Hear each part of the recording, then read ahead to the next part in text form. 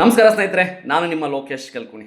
ಸ್ನೇಹಿತರೆ, ಬಿಗ್ ಬಾಸ್ನಲ್ಲಿ ಕೆಲವು ಸ್ಪರ್ಧಿಗಳು ನಮ್ಮ ಗಿಲ್ಲಿಯ ಬಗ್ಗೆ ಮಾತನಾಡುತ್ತಾ, ಇವನು ಗಿಲ್ಲಿ ಯಾವುದೇ ಅವನ ಸಮಸ್ಯೆಯನ್ನು ಹೇಳ್ಕೊಳ್ತಾ ಇಲ್ಲ, ಅವನ ಆ, ಪಟ್ಟಂಥ ಕಷ್ಟಪಟ್ಟಂಥ ದಿನಗಳನ್ನು ಅವನು ಹೇಳ್ಕೊಳ್ತಾ ಇಲ್ಲ ಅಂತ ಹೇಳಿ ಎಲ್ಲರೂ ಮಾತಾಡ್ಕೊಳ್ತಾ ಇದ್ದರು. ಈ ಒಂದು ಅವಕಾಶವನ್ನು ತಮ್ಮ ಭಾವನೆಗಳನ್ನು ವ್ಯಕ್ತಪಡಿಸುವುದಕ್ಕೆ ಬಿಗ್ ಬಾಸು ನಿನ್ನೆ ಎಪಿಸೋಡಲ್ಲಿ ಅವಕಾಶ ಮಾಡಿಕೊಟ್ಟಿದ್ದಾರೆ.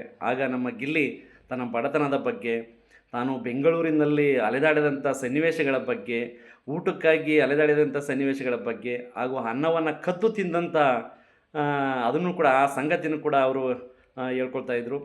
ಬಹಳ ಎಮೋಷನಲ್ ಆಗಿತ್ತು ನಿನ್ನೆ ಎಪಿಸೋಡು. ಬಹಳ ನಮಗೂ ನೋವಾಗ್ತು. ಅವರಿಗೆ ವೇದಿಕೆ ಸಿಕ್ಕಿದೆ, ಅದನ್ನು ಹೇಳ್ಕೊಂಡಿದ್ದಾರೆ.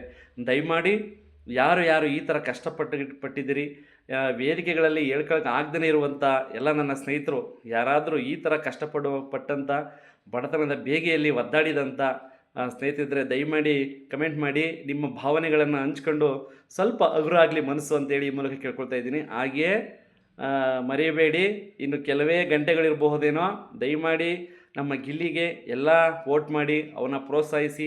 ಒಬ್ಬ ನೈಜ ಕಲಾವಿದ, ಒಬ್ಬ ಪ್ರತಿಭಾವಂತ, ಅವನನ್ನು ಗೌರವಿಸೋಣ, ಪ್ರೀತಿಸೋಣ ಹಾಗೂ ಅವನ್ನ ಬೆಳೆಸೋಣ ಅಂತೇಳಿ ಈ ಮೂಲಕ ಕೇಳ್ಕೊಳ್ತಾ ಇದ್ದೀನಿ.